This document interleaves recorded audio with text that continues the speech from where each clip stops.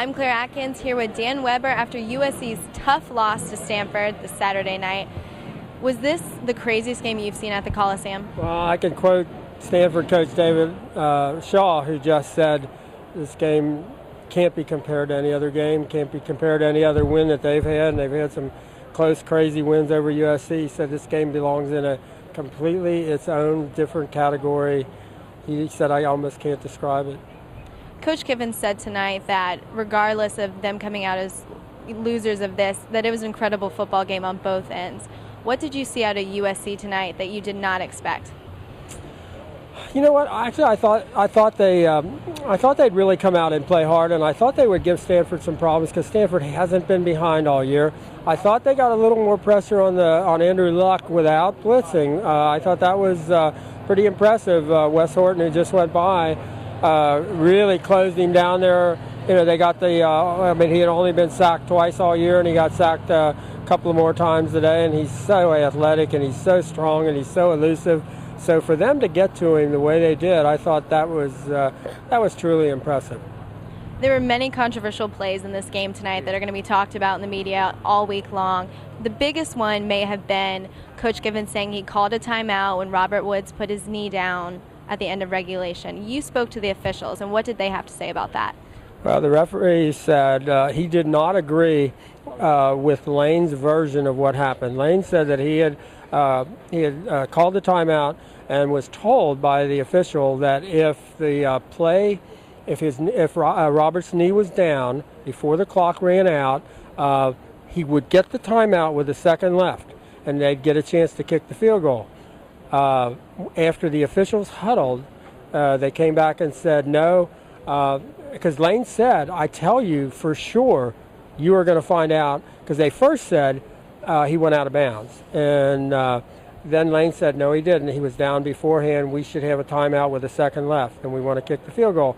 They said, well, you'll get that if the replay shows that his knee was down before he went out of bounds. As Lane said, that's what the replay showed, and they broke up the huddle and said, we're going into overtime.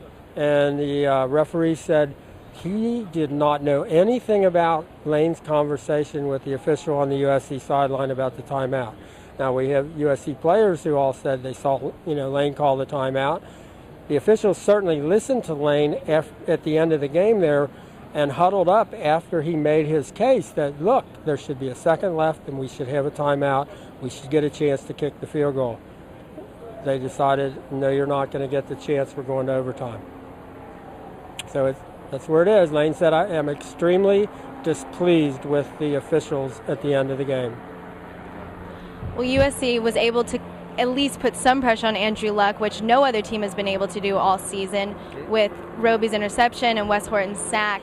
Did you think Andrew Luck was as good as the media and everybody plays him out to be? Well, I thought he came back and, after, they were just talking about what did he do after the interception for the touchdown by Nikel Roby. And what he did, I guess he was basically on the sideline yelling at his players saying, and not, saying, I'm sorry, I screwed up, blah, blah, blah. He was yelling at them, we are going to do this, we are going to come back, we're going to win this football game, and didn't it all back off of, yeah, I threw a pick six, and I shouldn't have done that.